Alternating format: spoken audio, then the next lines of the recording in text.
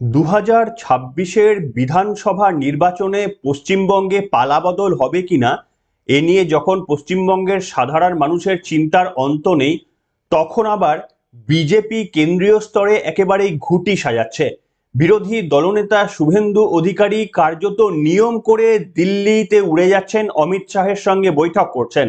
এবং যে খবর পাওয়া যাচ্ছে, অমিত শাহ 2026-এ পশ্চিমবঙ্গে বিধানসভা নির্বাচনের ঘুঁটি কিভাবে সাজানো হবে, সমস্ত সাংগঠনিক দায়িত্ব কিভাবে পালন করা হবে, নির্বাচিত মানে কোন কোন জায়গা থেকে কোন কোন প্রার্থীরা থাকবেন, এই সব কিছু দায়িত্বই কিন্তু নিজের কাঁধে তুলে নিয়েছেন।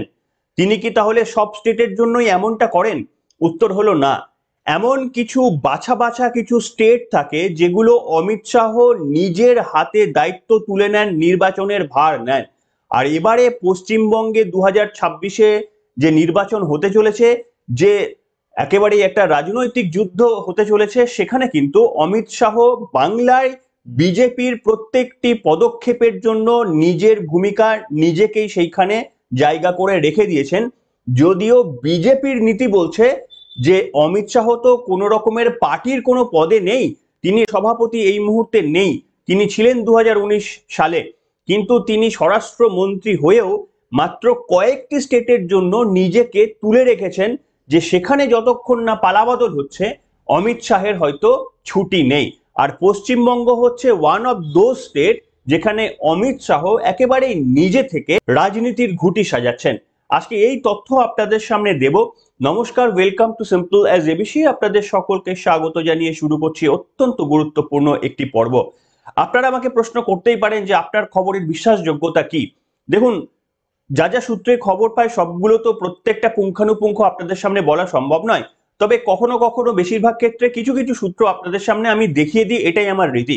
ঠিক যেমন আজকেও একটা সূত্র অন্তত আপনাদের দেখাবো, যেখানে আপনি দেখতে পাচ্ছেন যে শাহী বাসভবনে বৈঠকে ইঙ্গিত স্পষ্ট, বঙ্গ বিজেপির দায়িত্ব থাকছে শাহর হাতেই, রাজ্যে আসতে পারেন মার্চের শেষে। এবার আপনাদের সামনে আমি বলি, আশা করি কিছুটা বিশ্বাস এবার জন্মেছে। এবার আপনারা শুনুন পুরো বক্তব্যটা, তাহলেই বুঝতে পারবেন যে পশ্চিমবঙ্গে 2026-এর নির্বাচনটা ঠিক কতখানি একেবারেই রোমাঞ্চকর হতে চলেছে। দেখুন, কেন্দ্র বিজেপি এবং রাজ্য বিজেপির সংগঠন একটা পালা বদলের সন্ধিক্ষণে দাঁড়িয়ে রয়েছে। তার কারণ, কেন্দ্র এবং রাজ্যে দুটোরই কিন্তু সভাপতি, কেন্দ্রীয় সভাপতি এবং রাজ্য সভাপতি, এই দুটোকেই পাল্টে দেওয়ার সময় এসেছে। তার কারণ বিজেপির নীতি এক নীতি এক পোস্ট, এর এটাকে যদি মানতে হয় তাহলে জেপি নাড্ডা, যিনি এখন কেন্দ্রীয় সভাপতি, বিজেপির সাংগঠনিক সভাপতি, যেহেতু তিনি এই মুহূর্তে স্বাস্থ্যমন্ত্রী হয়ে গিয়েছেন, কাজে তাকে কিন্তু সেই পদটা খালি করতে হবে। এবং আমাদের এই রাজ্যেও শুভেন্দু অধিকারী বারবার যাচ্ছেন বটে, তবে এই মুহূর্তে সুকান্ত মজুমদার তিনি দুটি প্রতিমন্ত্রীর দায়িত্বে রয়েছেন, কাজে তাকেও কিন্তু সভাপতির পদ ছাড়তে হবে। এবং এই সিদ্ধান্তটা খুব শীঘ্রই নেওয়া হতে পারে কেন্দ্রীয় স্তরে এবং রাজ্য স্তরে। পুরো দায়িত্বটা বঙ্গ বিজেপির 26-এর নির্বাচনের দায়িত্বটা কেন্দ্রীয় সভাপতির কাঁধে নয়, নিজের কাঁধেই রেখে দিচ্ছেন। এটাই ব্যতিক্রমী একটা ঘটনা। তিনি বলছেন যে সভাপতি যেই থাকবেন না কেন, পশ্চিমবঙ্গের নির্বাচন পর্যন্ত অন্তত পশ্চিমবঙ্গের দায় এবং দায়ভার তিনিই নেবেন। কোথা থেকে এই খবরটি আমি পেলাম? কিছুদিন আগে অমিত মালবিয়া, আপনারা জানেন যে পশ্চিমবঙ্গের সহ পর্যবেক্ষকের দায়িত্বে রয়েছেন অমিত মালবিয়া, এবং বর্তমান রাজ্য সভাপতি সুকান্ত মজুমদার, তারা অমিত শাহের সঙ্গে দেখা করেছেন, একটা গোপন বৈঠক হয়েছে, তারা প্রকাশ্যে এ বিষয়ে কোনো বক্তব্য বলেননি। কিন্তু যে সূত্রে আমরা খবর পাচ্ছি সেটা হচ্ছে অমিত শাহের সঙ্গে এই বৈঠকের পর অমিত শাহ পরিষ্কার বার্তা দিয়েছেন যে 26-এ কোথায় কিভাবে ঘুঁটি সাজানো হবে সেই দায়িত্বটা তিনি তার কাঁধেই নিয়েছেন পশ্চিমবঙ্গবাসীর জন্য। এবং যারা বিজেপির সাংগঠনিক একেবারে কেন্দ্রীয় স্তরের খবর রাখেন, তারা খুব ভালো করেই জানেন যে অমিত শাহ সমস্ত স্টেটের নির্বাচনের দায়িত্ব নেন না, কোনো কোনো স্টেটের দায়িত্ব তিনি নিজের কাঁধে তুলে নেন। এবং পশ্চিমবঙ্গ হচ্ছে তার মধ্যে এমন একটা স্টেট যেখানে শুধুমাত্রই যে কে মুখ্যমন্ত্রীর পদপ্রার্থী হবে কিংবা কোথায় কোন অঞ্চলে কোন প্রার্থী দাঁড়াবেন, এটাই যে শুধুমাত্র অমিত শাহ দেখবেন এমনটা নয়। একেবারেই বুথ স্তরে সাংগঠনিক দক্ষতা কতটা রয়েছে বা সেটা বাড়ানোর জন্য কি কি করা দরকার, এতটা নিচু স্তরে গ্রাস রুট লেভেলে নেমে কিন্তু কাজ করেন যে যে স্টেটে। তার মধ্যে পশ্চিমবঙ্গ একটা রাজ্য যেখানে অমিত শাহ এইভাবে কাজ করবেন। এখানেই একটা টুইস্ট আপনাদের সামনে আগেও আমি বলেছিলাম, জানি না সেই খবরটা হয়তো সকলের কাছে পৌঁছায়নি, যে দেখুন, এই যে 2019-এ যে আমরা বিধানসভা শেষবারের মতো হয়েছিল, সেখানে আপনারা দেখেছেন যে শুভেন্দু অধিকারীকে দলবদল করানো হয়েছিল এবং তারপরে তাকে প্রস্তাব দেওয়া হয়েছিল যে মমতা বন্দ্যোপাধ্যায়ের বিরুদ্ধে লড়তে হবে। শুভেন্দু অধিকারী সেখানে কিন্তু রাজি হয়ে যান। কাজেই এই যে শুভেন্দু অধিকারী কার সঙ্গে লড়বেন, মমতা বন্দ্যোপাধ্যায়ের বিপক্ষে কে লড়বেন, এই সমস্ত কিন্তু কোনো ব্যক্তির ইচ্ছাতে হয় না। এটা একেবারে ওপরের স্তরে এবং একেবারে স্পষ্ট করে বলতে গেলে অমিত শাহ এই ঘুঁটিটা সাজান। সেই কারণেই আপনাদের সামনে আমি বলতে চাইবো যে দেখুন, এই যে আপনাদের সামনে কিছুদিন আগে তথ্য দিয়েছিলাম যে আরো একবার কিন্তু মমতা বন্দ্যোপাধ্যায় এবং শুভেন্দু অধিকারীর যদি এই দ্বৈরথ দেখেন ভবানীপুরে, তাহলেও অবাক হবেন না। কারণ আমি আপনাদের বলেছিলাম যে 1 মে শুভেন্দু অধিকারী তিনি ভবানীপুরে তার একটা কার্যালয় খুলতে চলেছেন এবং তার আগে তিনি একটা গোপন টিম তৈরি করেছেন যার মধ্যে 100 জন মেম্বার রয়েছে, যারা প্রত্যেকটি বুথে, সেখানে 8টি ওয়ার্ড রয়েছে, 8টি ওয়ার্ডের প্রত্যেকটি গ্রাসরুটে গিয়ে সার্ভে করে দেখছেন যে সেখানে মমতা বন্দ্যোপাধ্যায়ের পক্ষে এবং বিপক্ষে হাওয়া কতটা রয়েছে। তার কারণ হচ্ছে ভবানীপুর এমন একটা আসন যে আসনে মুখ্যমন্ত্রী থাকেন বটে, 73 নম্বর ওয়ার্ডে মুখ্যমন্ত্রী থাকেন, সেখানে কাজরি বন্দ্যোপাধ্যায় কাউন্সিলর, অভিষেক বন্দ্যোপাধ্যায়ের অফিস, এরকম একটা গুরুত্বপূর্ণ জায়গায় শুভেন্দু অধিকারীর যে এই অফিস খোলা, সেটা যে শুধুমাত্র শুভেন্দু অধিকারীর নিজস্ব মানে সিদ্ধান্ত এমন তো নয়। তার কারণ বিজেপিতে, তৃণমূলে এটা হতে পারে, বিজেপিতে এটা হওয়া সম্ভব নয়। যা সিদ্ধান্ত সেটা কেন্দ্রীয় স্তর থেকেই আসে। তাই অমিত শাহর একেবারেই ঘুঁটি সাজাচ্ছেন এবং আপনাদের এটাই বললাম যে এটা হলেও অবাক হওয়ার কিছু থাকবে না যে শুভেন্দু অধিকারী এবং মমতা বন্দ্যোপাধ্যায় ভবানীপুরে যদি আরো একবার মুখোমুখি লড়াই করেন, সেক্ষেত্রেও কিন্তু আপনারা অবাক হবেন না, কারণ অনেক অনেক আগে থেকে আপনাদের সামনে আমি তথ্য দিয়ে রাখছি। যদিও এখনো কনফার্মেশন কোনো খবর নেই, কিন্তু সার্ভে করা হচ্ছে, সেই সার্ভেতে হাওয়া তার কোন দিকে রয়েছে সেটা বোঝার চেষ্টা করা হচ্ছে। বিশেষ করে যে 8টি ওয়ার্ড রয়েছে, আপনাদের আমি বলেছিলাম যে সেই ওয়ার্ডগুলো হচ্ছে 63, 70, 71, 72, 73, 74 অ্যান্ড 82, 77 অ্যান্ড 82। এই যে 8টি ওয়ার্ড রয়েছে, বিজেপি ধারাবাহিকভাবে, কি অবাক কাণ্ড, মমতা বন্দ্যোপাধ্যায়ের বিধানসভা এলাকায় বিজেপি ধারাবাহিকভাবে ভালো ফল করে। আজকে বলে নয়, 10 বছর আগে থেকে 2014 সালে যখন বিজেপির খুব একটা সাংগঠনিক জোর ছিল না, তখনও পর্যন্ত মুখ্যমন্ত্রীর বিধানসভা এলাকায় বিজেপি ভালো ফল করেছে। এমনকি 2014-তে হয়তো শুনলে অবাক হবেন যে মুখ্যমন্ত্রীর বিধানসভা মানে ওই ওয়ার্ডে বিজেপি এগিয়েছিল মুখ্যমন্ত্রীকে, অর্থাৎ তৃণমূল কংগ্রেস নেত্রীকে, সুপ্রিমোকে পরাস্ত করে দিয়েছিল বিজেপি।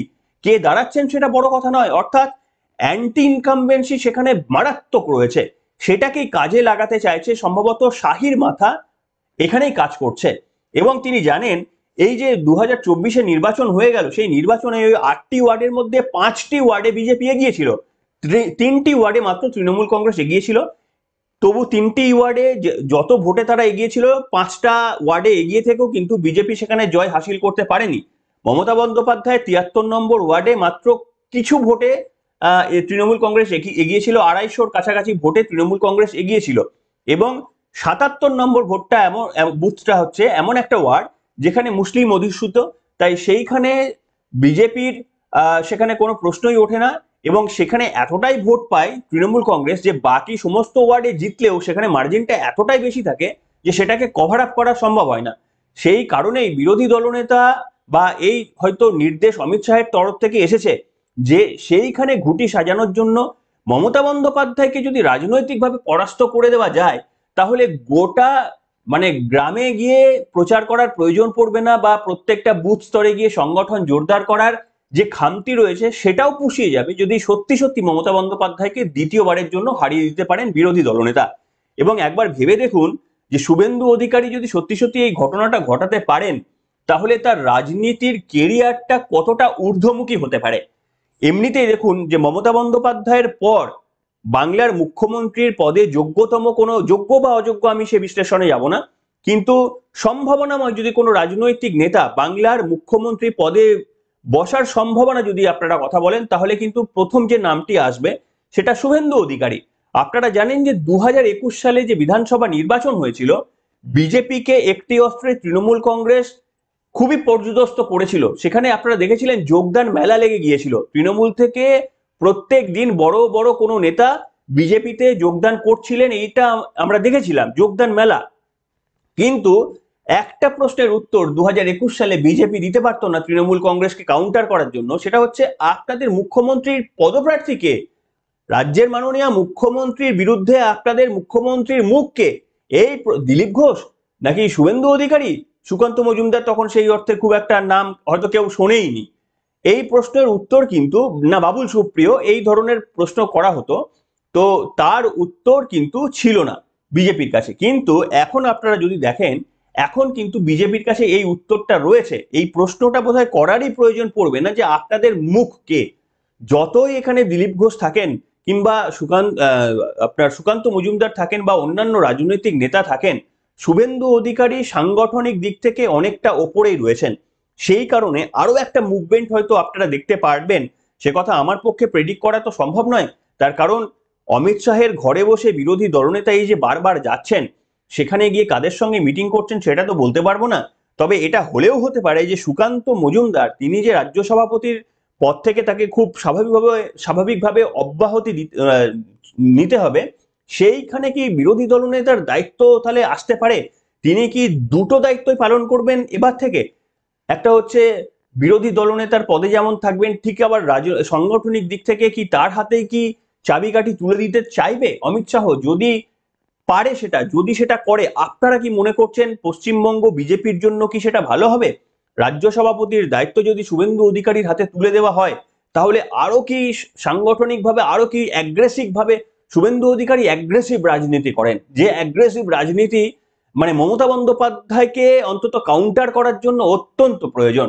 যেমন দিলীপ ঘোষ অ্যাগ্রেসিভ রাজনীতি করেন, সে এই ধরনের রাজনৈতিকরা মমতা বন্দ্যোপাধ্যায়কে কাউন্টার করার জন্য অত্যন্ত গুরুত্বপূর্ণ। তাই সেই কারণেই কি শুভেন্দু অধিকারীকে আরো একবার আহ দ্বিতীয় কোনো দায়িত্বে আমরা দেখতে পারবো? গোপন বৈঠক চলছে, আপনারা দেখবেন যে লাস্ট এক মাসে বোধহয় 5 থেকে 6 বার শুভেন্দু অধিকারী দিল্লি যাতায়াত করেছেন মিনিমাম, এই গত 2-3 দিন আগেও গিয়েছেন। এই প্রশ্ন হচ্ছে যে এই এত বৈঠকের পর, এত সিদ্ধান্ত নেওয়ার পর কি তাহলে পশ্চিমবঙ্গবাসীর জন্য একটা কি চমকের অপেক্ষায় থাকছি? তার কারণ অমিত শাহ যে এলাকার নির্বাচনের দায়িত্ব নেন, সেই নির্বাচন তিনি রাজনীতিক কারবারিরা জানেন যে অমিত শাহ যদি দায়িত্ব নেন, সেটাকে জেতানোর জন্যই দায়িত্ব নেন। এরকম নয় যে ঠিক আছে একটু লড়ে আসি, মানে তৃণমূল কংগ্রেসের মতো নয়, চলো একটু গোয়াতে দেখে আসি কেমন আবহাওয়া, 5,000 টাকা করে দিয়ে দেখি, কিংবা অন্য জায়গায় গিয়ে দেখি। অমিত শাহ যেখানে দায়িত্ব নেন, অন্তত জেতার জন্যই কিন্তু ঝাঁপান। তাই পশ্চিমবঙ্গে 2026-এর জন্য এটা একটা গুরুত্বপূর্ণ সিদ্ধান্ত হতে পারে। এবং আপনারা প্রথমেই যেটা বললাম যে অমিত শাহ তো স্বরাষ্ট্রমন্ত্রী, তিনি এই মুহূর্তে মানে সংগঠনের সেই অর্থে কেউ নয়, এবং বিজেপির সংগঠনে নতুন মুখ আসবে, নতুন রাজ্য কেন্দ্রীয় সভাপতি একজন নির্বাচিত হবেন, সম্ভবত একজন সম্মানীয় মহিলা এই প্রথমবারের জন্য একজন সভাপতি পদে নির্বাচিত হতে চলেছেন, এমনটাই কানাঘুষো খবর আসছে। কিন্তু প্রশ্ন হচ্ছে, যেই নির্বাচিত হোক না কেন সেই অঞ্চলে, মানে কেন্দ্রীয় সভাপতি যেই হোক না কেন, অমিত শাহ পরিষ্কারভাবে পশ্চিমবঙ্গের নির্বাচন পর্যন্ত পশ্চিমবঙ্গের দায়িত্বটা তার নিজের কাঁধেই তুলে নিচ্ছেন। এইটা জানি না যারা অন্তত তৃণমূল কংগ্রেসের হাত থেকে পরিত্রাণ পাওয়ার জন্য কোনো পথ খুঁজছেন, তাদের জন্য কিছুটা কি আশার আলো এটা দেখাবে? এইটা আপনারা লিখে জানাবেন। যেভাবে পূর্ব ভারতের 3টি তাদের টার্গেট ছিল, একটা বিহার, একটা উড়িষ্যা, একটা পশ্চিমবঙ্গ। দেখুন উড়িষ্যা দীর্ঘদিন ধরে কিন্তু বিজেপি সেখানে দাঁত করতে না পারলেও নবীন পট্টনায়ককে সরিয়ে বিজেপি সেখানে ক্ষমতা দখল করেছে। বিহারে নীতিশ কুমারকে সঙ্গে নিয়েই কিন্তু বিজেপি সেখানে ক্ষমতায় রয়েছে। শুধু বাকি রয়ে গিয়েছে পশ্চিমবঙ্গ। এই কাজটা যদি করে তাহলে পূর্ব ভারতের পুরো একেবারেই সেখানে বিজেপির মানে অধিকার সেখানে কায়েম হবে। এবং সব থেকে বড় ব্যাপার হচ্ছে, এখনো পর্যন্ত বিজেপিকে সব থেকে বেশি বেগ যদি কোনো রাজনৈতিক নেতৃত্ব দিয়ে থাকেন, সেটা হচ্ছে মমতা বন্দ্যোপাধ্যায় নিজের অঞ্চলে। দেশের অন্য কোথাও অস্তিত্ব নেই এটা ঠিকই, কিন্তু নিজের অঞ্চলে মমতা বন্দ্যোপাধ্যায় মানে যথেষ্ট কর্তৃত্বের সঙ্গে বিজেপিকে আটকে রাখতে পেরেছেন। এহেন মমতা বন্দ্যোপাধ্যায়কে যদি সরাতে না পারে বিজেপি, তাহলে নিশ্চিতভাবে সেটা বিজেপির জন্য একটা নেগেটিভ সাইড, যেটা মমতা বন্দ্যোপাধ্যায় বারবার সাধারণ মানুষের কাছে বলে আসছেন।